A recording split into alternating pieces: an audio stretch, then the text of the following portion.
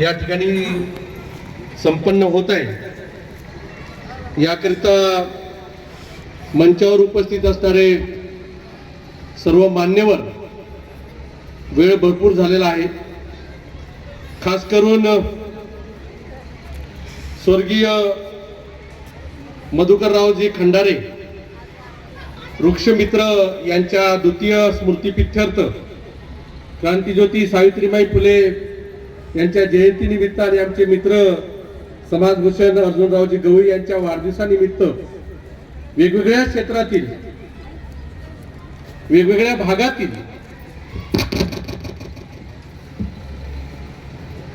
सन्माननीय व्यक्तींना एकत्रित करून या ठिकाणी पुरस्कारांचं सन्मानित करण्यात आलेलं आहे।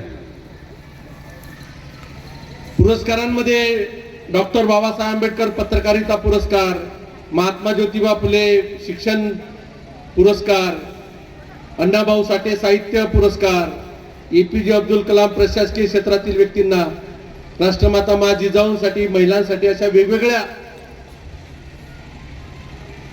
भागातील वेगवेगळ्या लोकांना त्यांचा मिळावा म्हणून आमचे मित्र सचिनजी खंडारे आणि त्यांचे मार्गदर्शक आदरणीय अर्जुनरावजी गवई या दोघांच्या संयुक्त विद्यमाने हा कार्यक्रम होतो। मी एकदा जोरदार त्यांच्या वासाठी एकदा जोरदार टाळ्या वाजवून आपण स्वागत करूया।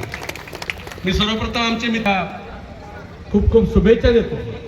कार्य घडत राहू, ते झटपटतायत, कशासाठी झटतायत? समाजासाठी झटतायत। सैनिकी पेशा करून आल्यानंतर समाजासाठी काहीतरी केलं पाहिजे हा भाव त्यांनी ठेवून वेगवेगळ्या माध्यमातून समाजाला प्रेरित करण्याचं काम खऱ्या अर्थाने त्यांच्या माध्यमातून होतोय। राष्ट्रमाता मा जिजाऊच्या जयंती दिनी माझ्या घराच्या समोरच मी असं चाललो होतो, म्हटले काय चाललंय इथं, तर जवळपास 20 ते 25 क्विंटलचं अन्नदान ते त्या ठिकाणी येऊन स्वतः त्यांचे कार्यकर्ते करतात। अशा पद्धतीचे अर्जुनरावजी गवई त्यांना 7 वेळ भेटतंय। आमचे मित्र सचिनजी खंडारे, मला इथं आल्यावर आणखी भरभरून आलं की एकट्या सचिनरावजींनी हे सर्व लोकांना, सर्वांना एकत्रित करणं आणि वेगवेगळ्या क्षेत्रातील लोकांना संपर्क साधणे एवढं मोठं काम त्यांनी खऱ्या अर्थाने केलं। मी पुन्हा एकदा प्रशासनाच्या वतीनं त्यांचं मनपूर्वक एकदा अभिनंदन करतो आणि खऱ्या अर्थाने आभार व्यक्त करतो। कारण कुठलंही काम करायचं असलं तर त्याला तन्मय लागतं, कुठलंही काम करायचं असलं तर त्याला जाणीव लागते। समाजातील माणसं, समाजामध्ये जाणीव ठेवून काम करणाऱ्या लोकांसाठी झटतायत। खऱ्या अर्थाने हे पुरस्कार ज्या विचारांसाठी दिला जातो त्या विचाराचे खऱ्या अर्थाने पाईक सचिनरावजी आणि अर्जुनरावजी आणि आपण सर्व पुरस्कार मिळवणारे सर्व पुरस्कार द्या। प्रिय मित्रांनो, मला इथं आनंद होता की एक शिक्षकांना चांगलं काम करतो, आमच्या अंगणवाडी सेविकांचे काम त्या ठिकाणी चांगलं काम करते, आमच्या उज्ज्वलाताई या गावाच्या कन्या आहेत त्या आपल्या वेगवेगळ्या भागांमध्ये काम करतायत। एक विद्या एक साहित्यिक कितीतरी साहित्य लिहून याचं काम करते आणि या अशा निवडक लोकांना निवडून आणून या ठिकाणी प्रेरणा दिली।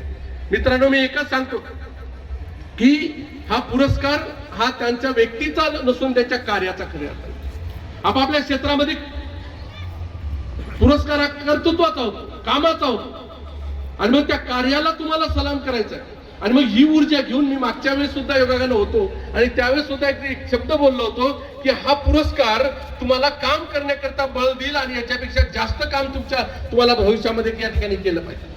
मित्रांनो, एक तिरकालाबादी सत्य आहे की जन्म झाल्यानंतर माणसाचा मृत्यू होतोय। मग माणसाने जगत असताना आम्ही कशा पद्धतीने जगलो पाहिजे हे तुमच्यासारख्या लोकांकडे पाहून खऱ्या अर्थाने आनंद होतो। आणि म्हणून ते जगत असताना या पुरस्काराला, जो पुरस्कार तुम्हाला मिळाला त्यांनी ज्या समाजासाठी झटलेल्या अशा लोकांचं नाव आहे, डॉक्टर बाबासाहेब आंबेडकरांचं नाव आहे। ते पत्रकारिता करतात, अन्याय अत्याचार कुठे जर होत असेल तर त्याला वाचा फोडण्याचं खऱ्या अर्थाने त्यांना काम आहे। ज्या ज्योतिबा फुलेंनी शिक्षणाची गंगा भारतामध्ये सुरू केली, ज्यावेळेस एकही स्त्रियांसाठी शाळा होती त्यावेळेस हाल अपेक्षा करून त्यांनी शाळा स्थापन केल्या, त्या परिस्थिती विषमतावादी परिस्थितीला झटत शाळा केल्या आणि तो पुरस्कार आम्हाला जर मिळत असेल तर आम्ही त्या विचार ठेवून खऱ्या अर्थाने समाजामध्ये खऱ्या अर्थाने काम केलं पाहिजे। महात्मा फुलेंच्या त्या पद्धतीने काम केलं पाहिजे, तो जीवनमूल्य खऱ्या अर्थाने काम केलं पाहिजे। इतिहास आहे, जो माणसं इतिहास विसरतात तो इतिहास घडू शकत नाही आणि आपल्याला भविष्यात जर इतिहास मार्गक्रमण करायचं असेल तर या विचाराची खऱ्या अर्थाने पुरचुंडी आपल्या समोर खऱ्या अर्थाने ठेवून हा प्रश्न आपल्यालाही पडला पाहिजे. आणि मग त्याचं उत्तर जर सोडायचं असेल तर थोडंसं समाजासाठी हा एक संदेश आजच्या या कार्यक्रमामधून. आणि प्रत्येक व्यक्तीने समाजासाठी थोडं जगायचा जर प्रयत्न केला तर समाज एक उन्नतीला आल्याशिवाय खऱ्या अर्थाने राहणार नाही, याची मला खऱ्या अर्थाने जातो. प्रिय मित्रांनो, डॉक्टर बाबासाहेब आंबेडकरांनी आपल्याला विचार दिला, स्वाभिमानानं जगण्याचं बळ दिलं, आपल्याला पायावर उभं करण्याचं, उभं ताट मानेनं जगण्याची एक स्वाभिमान दिला. आणि मग त्या स्वाभिमान विचाराचे आम्ही पाय खाऊ. आणि म्हणून आम्हाला आता जसं एक हे म्हणत होते की अरे बाबा इथं हे झाल्यानंतर आम्हाला जेवण, आमच्या इथं भूक लागली. आताची भूक आम्हाला फक्त एक दिवसभरासाठी ऊर्जा देत आहे. एखादी भूक जर असेल तर ती भूक आम्हाला जीवन थोडा वेळा करता आम्हाला ऊर्जा देत आहे. पण एखादा चांगला विचार माणसाचं जीवन परिवर्तन घडून आणू शकते. आणि ते परिवर्तन घडून आणलेलं जीवन अख्ख्या समाजाचं खऱ्या अर्थानं परिवर्तन घडून आणू शकते, त्या माणसामध्ये बदल घडून आणू शकते. एवढी ताकद त्या विचारामध्ये, एवढी ताकद त्या आपल्या व्यक्तिमत्वामध्ये. आणि मग ते व्यक्ती इथं निवडून आणून तुम्हाला आपल्याला पुरस्कार दिला. मी पण एक पुरस्कार घ्यावं. मी म्हटलं की अरे मला पुरस्कार नको, पण त्यांनी माझं नाव त्याच्यामध्ये टाकलंय आणि मला पण सन्मानित केलं.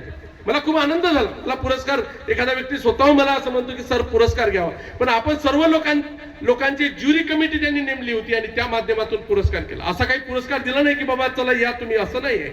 पुरस्कारासाठी ज्युरी कमिटी होती, त्यांनी ते लोक पारखले आणि त्याची पारख होते. असे सर्व आमचे हिरे सचिनजी खंडारे आणि त्यांनी खूप शोधून आणले. या एका विचाराचा एक गुच्छ झाला. आणि म्हणून एक गुच्छ, एखादा फुल आहे, त्या फुलाला फुल एक फुल आणि असंख्य अशा प्रकारचे फुलं त्याच्यामध्ये मांडलेले आहेत. आणि म्हणून खऱ्या अर्थाने एक आपण या ठिकाणी काम करूया भविष्यामध्ये जीवन मूल्यासाठी झटूया. जिथं जिथं जीवन मूल्याचा ऱ्हास होते तिथे माझा हा पुरस्कार ती पोहोचला पाहिजे. जिथं एखादी घटना घडत असेल तर तिथं माझा हा पुरस्कार ती पोहोचला पाहिजे. आणि समाजाला तशा प्रकारचं न्याय खऱ्या अर्थाने देण्याचं काम केलं पाहिजे. मित्रांनो, मी एका शाळेमध्ये होतो, एका शाळेला व्हिजिट करायला गेलो. उर्दू शाळा होती. त्या उर्दू शाळेमध्ये मी गेलो, पाहतो तर एवढा कचरा असं तसंच सर्व साचलेलं होतं. मी आतमध्ये गेल्यानंतर तिथं खूप विटा अशा त्याच्या होत्या. आम्ही ती वर्ग स्वच्छ केला, अकोल्यातलं उदाहरण. मग त्या मुलींना मी प्रश्न केला की नंतर सर्व स्वच्छ झाल्यानंतर आम्ही थोडं बोलायला लागलो त्यांच्याशी. मग त्याचा प्रश्न केला की तुमचे वडील काय करतात. ते कोणी म्हणाले माझे वडील मोलमजुरी करते, कोणी म्हणते मजूर होते, कोणी म्हणते फळं विकते, कोणी म्हणजे हमालीचं काम करते. एकाही मुलींनी मला सांगितलं नाही माझा वडील कुठेतरी आहे. एक मुलगी सांगेल की माझ्या वडील तलाक झाला आणि वडील राजस्थानला राहते, आई इथं राहते. आणि मग तिला विचारलं काय बनायचं, कोणी म्हणे मला पोलीस बनायचं, कोणी मला सायंटिस्ट बनायचं, कोणी म्हणे. अशा पद्धतीने त्या मुलांचे विचार लहानपणच्या. पण परिस्थिती पाहिली तर तीच परिस्थिती आणि त्याच शहरामध्ये मोठमोठ्या इमारती, उंच असणाऱ्या इमारतीमधल्या शाळा. आणि मग खऱ्या अर्थाने त्या मुलांना खऱ्या अर्थाने शिक्षणाची गरज आहे की ज्याच्या घरामध्ये, त्या झोपडीमध्ये आपल्याला दिवा जर लावायचा असेल तर आम्हाला त्या लोकांपर्यंत खऱ्या अर्थाने. म्हणून मी अभिनंदन करतो की आमच्या शिक्षण क्षेत्रातल्या लोकांचं काम केलं. तशा मुलांना खऱ्या अर्थाने शिक्षणाची गरज. आणि मग ती शिक्षणाची गरज भागवायची असेल तर आम्हाला भविष्याच्या दृष्टिकोनातून काम केलं पाहिजे. आमचा ऍक्शन प्लॅन असला पाहिजे. मी बऱ्याच वेळा म्हणतो ऍक्शन प्लॅन काय माझा स्वतःचा ऍक्शन प्लॅन काय, माझ्या कुटुंबाचा ऍक्शन प्लॅन काय, मला समाजासाठी काम करायचं त्याचा माझ्याजवळ ऍक्शन प्लॅन काय. हे जोपर्यंत मी ऍक्शन प्लॅन समाजासमोर ठेवत नाही, जोपर्यंत त्या पद्धतीने मी काम करत नाही, तोपर्यंत मला समाधान लाभत नाही. म्हणून बाबासाहेब आंबेडकर एका ठिकाणी म्हणतात की परिस्थिती कशी असू दे, तुमच्याजवळ जर 20 रुपये असले तर 10 रुपयाचं पुस्तक घ्या आणि 10 रुपयाचं पोटाला काढ. जेवढी तुम्हाला जगण्यासाठी पोटाला खाण्याची गरज आहे तेवढी विचाराची गरज आहे, चांगल्या विचाराची गरज आहे. मी जोपर्यंत तुमचा चांगला विचार करत नाही तोपर्यंत तुम्ही माझा चांगला विचार करत नाही. आणि हे करायचं असेल तर चांगलं पेरलं पाहिजे. जर या शेतामध्ये जे पेरलं ते उगेल असं जर म्हणतो तर मला चांगलं पण पेरलं पाहिजेत ना. असं नाही, मला चांगलं पेरायचं आहे, चांगलं बियाणं मला टाकायचं, त्याला चांगलं खत पाणी मला द्यायचं आहे, तरच ते चांगल्या प्रकारचं उत्पन्न होईल. असं नाही जे पेरेल ते उगवल. हे जरी बरोबर असलं तरी काय पेरायचं काय नाही पेरायचं याचा सुद्धा विचार करण्याची खऱ्या अर्थाने गरज. आणि म्हणून हे समाजाला अशा प्रकारचं दातृत्व द्यायचं असेल तर शिक्षण साहित्याच्या माध्यमातून समाजाला चांगल्या प्रकारचा संदेश दिला पाहिजे. शिक्षणाच्या क्षेत्रातून आमचे अव्वल दर्जाचं शिक्षण केलं पाहिजे. महिलांसाठी काम करत असताना महिला खऱ्या अर्थाने सक्षम झाल्या पाहिजेत. असा प्रत्येकाने आपापल्या क्षेत्रात विचार जर केला, मला त्या 50 मुलाचा वैयक्तिक तळमळ माझ्यापर्यंत असलं पाहिजे. अरे मी काय होतो. पूर्वीचा काळ जर बघितला, मी जिल्हा परिषद शाळेचा विद्यार्थी, माझे आई वडील एकही वर्ग शिकलेले नाही. वडील 4थ्या वर्गापर्यंत शिकले, वडिलांनी शेतमजुरी करायची, पण आम्हाला बाबासाहेब आंबेडकरांचा विचार कळला की अरे बाबासाहेब आंबेडकरांनी सांगितलं शिका, संघटित आणि संघर्ष करा. जोपर्यंत आम्ही चांगलं शिक्षण घेऊ शकत नाही तोपर्यंत आम्ही काम करू शकत नाही. पुढे बाबासाहेब म्हणतात की शिक्षण हे वाघिणीचं दूध आहे, जो पिईल तो गुरगावल्याशिवाय राहणार नाही आणि पियला पाहिजे, पसंती पडायला पाहिजेत आणि मग आम्हाला जर स्वाभिमान निर्माण झाला तर मग आम्ही गुरगावल्याशिवाय राहणार नाही आणि मग तो समाज, तो व्यक्तित्व मला निर्माण करायचा.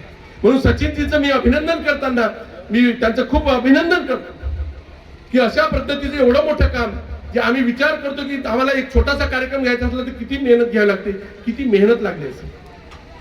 आणि म्हणून आपण विचार कर, म्हणून मी एक शब्द वाचलो होतो की पोटाची भूक मला आताच मला संध्याकाळपर्यंत शांत पण ठेवेल, पण मला विचाराची भूक मला भागवली पाहिजे आणि ती विचाराची भूक या पुरस्काराच्या माध्यमातून तुम्हाला निश्चितपणे बळ देईल. कुठलाही पुरस्कार शाबासकी प्रत्येकाला आनंद देते, ही पुढे भविष्याच्या दृष्टिकोनातून मार्गक्रमण करण्याकरता प्रेरित करत असते. तसा हा पुरस्कार तुमच्या पाठीवरची शाबासकीची थाप आहे. ज्यावेळेस पाठीची थाप मिळाली, एक पाऊल तुम्ही पुढे चालत असाल तर आता 10 पाऊल चाललं पाहिजे आणि तुम्ही बाहेर जाऊन सांगितलं पाहिजे की अशा पद्धतीचा मला पुरस्कार मिळाला आणि त्या पुरस्कारामध्ये मला बळ आलं, त्या बळाच्या आधारावर मी खऱ्या अर्थाने समाजासाठी काम करतो. त्यासाठी हा पुरस्कार आपल्याला निश्चितपणे बळ देव अशा प्रकारची मी आपल्याला खऱ्या अर्थाने विनंती करतो आणि आपण ते काम करावं. वैयक्तिकरित्या मलाही पुरस्कार दिला त्याबद्दल मी आपल्या सर्वांचं त्यांचं अभिनंदन करतो. आता या अगोदरच्या मान्यवरांनी खूप छान बोलला, आता बराच या ठिकाणी वेळ सुद्धा झालेला आहे, त्यामुळे मी एवढंच या ठिकाणी सांगेल की हा पुरस्कार ते काम करण्याकरता बळ देव. भविष्यात जे काय ऍक्शन प्लॅन असतील, आता 25 वर्ष सरत आहे, 26व्या वर्षाचा ऍक्शन प्लॅन करताना हा पुरस्कार जवळ ठेवा आणि 26 पासूनचा माझा काय प्लॅन असेल हा आपण एक ऍक्शन प्लॅन तयार करा आणि त्याच्या पद्धतीने काम करा. जोपर्यंत विचाराला कृतीची जोड दिल्या जात नाही तोपर्यंत विचार तो विचार राहतो. म्हणजे एखादा विचार जर आला तर त्याला कृतीची जोड द्यावी लागेल. मला वाटत असेल मी IAS झालं पाहिजे, IPS झालं पाहिजे किंवा मला वाटत असेल मी आणखी असं काही केलं पाहिजे तर त्यासाठी मला कृती करावी लागेल आणि जोपर्यंत मी कृती करत नाही तोपर्यंत आड्यातच नाही तर पोहऱ्यात कुठून येणार.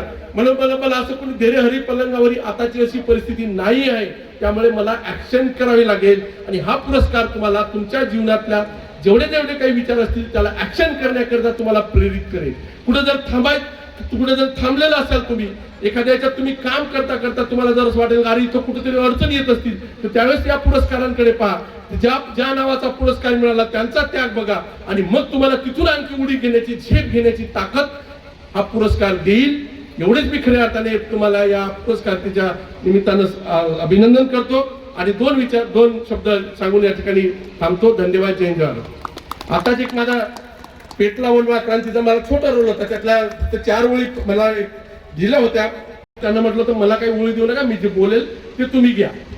त्यात तो पेटला बोलवा क्रांतीचा खूप छान पिक्चर आमच्या मुकुंद निटोनेनी हे केला. 12 जानेवारीला तो 12 डिसेंबरला तो प्रसिद्ध झाला. त्यामध्ये युवकांसमोर करताना मी माझ्या काही त्यातले विचार होते ते मी त्या ठिकाणी सांगितले होते, ते फक्त सांगतो तुम्हाला. तिथं मी म्हणताना असं म्हटलं होतं, जन्म कुठं व्हावा या माणसाच्या हाती नाही, जन्म कुठं व्हावा या माणसाच्या हाती नाही, पण परिस्थिती बदलणे माणसाच्या. आणि परिस्थिती बदलायची असेल तर मला सुरुवात करावी लागेल. अडीअडचणी खूप आहेत, परिस्थिती बदलणं माझ्या हाती आहे आणि ती बदलल्या जाते. जो माणूस विचार करतो, जो माणूस जाणीवेतून खऱ्या अर्थाने करतो त्याची परिस्थिती बदलल्याशिवाय राहत नाही. तो विचार देतो आणि पुढे असं म्हणतो की उडायचं फक्त तू मनात आण, दिशाची तुला वाण नाही. उडायचं फक्त तू मनात आण, दिशाची तुला वाण नाही. तुला अडू शकेल असे कोठे तोफान नाही, तुला अडू शकेल असे कोठे तोफान नाही. आणि गावागावाशी जागवा, जातीभेद समूळ मिटवा, लावा ग्रामोन्नतीचा दिवा तुकड्यामध्ये. आणि म्हणून तुम्हाला तो ज्योत पेटवण्याकरता हा पुरस्कार तुम्हाला प्रेरित करो. एवढंच संदेश देऊन मी थांबतो. धन्यवाद. जय हिंद. थँक्यू.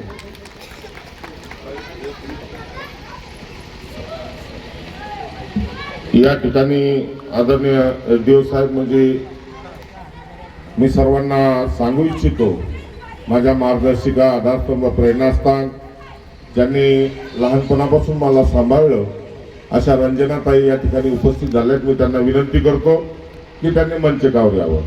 त्यानंतर माझ्या वहिनीने माझं पालन पोषण केलं आणि त्या या ठिकाणी आलेले आहे. फक्त भाविक होऊ नका, मी समजू शकतो आपल्याला. आपण कृपया मंचकावर यावं. तसेच विद्याताई यांनी सुद्धा मंचकावर यावं, न रडता यावं अशी माझी विनंती आहे.